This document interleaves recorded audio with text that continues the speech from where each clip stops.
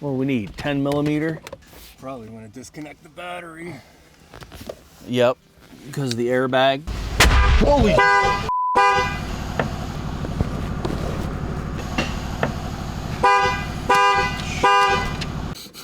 Yeah.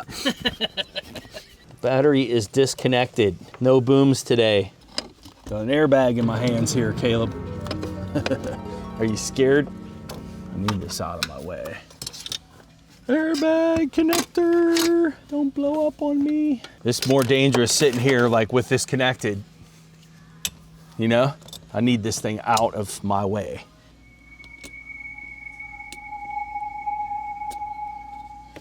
Holy airbags. When you put these, you don't put them face down. I always used to think, yeah, put them face down so the bag's facing away from you. That's really dumb because if it would blow, what do you have facing you? You want to put it this way because the force is going to push this way.